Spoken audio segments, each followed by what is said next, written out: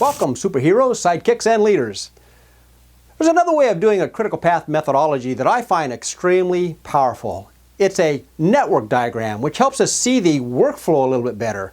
Now, depending on how your brain works, you might like a Gantt chart better or the network diagram better, but I like to have both of them for different things.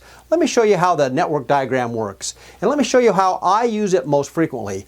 Now, you can use sophisticated software products to do this or cloud-based systems to do this, but my preferred methodology was with sticky notes on a whiteboard. I get my team together, we do our work breakdown structure, we break the project down into its major components, we take our sticky notes up to the board and we start sticking them on the board in order of work.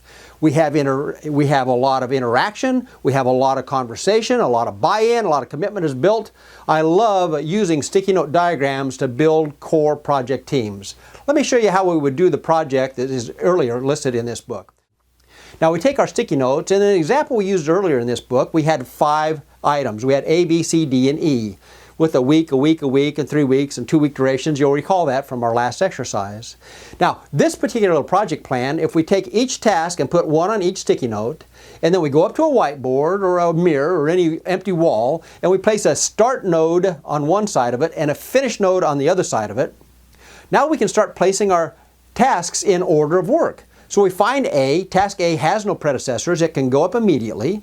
Task B depended on A's finish, so we want to put it slightly downstream of task B, but on the same path because they were related to one another. Task C depended on B's finish, so it could get placed on the wall right after task B. Nothing followed it, so from there we could go to finish.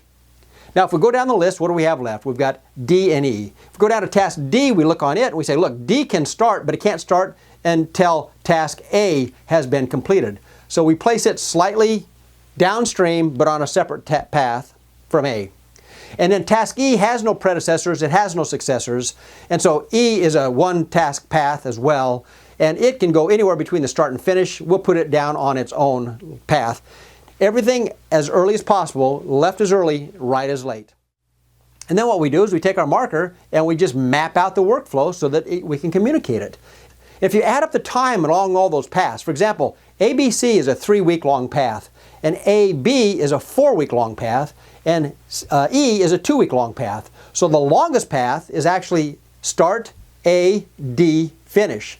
That is the critical path. That is the path that should be bolded out because we need to carefully manage it.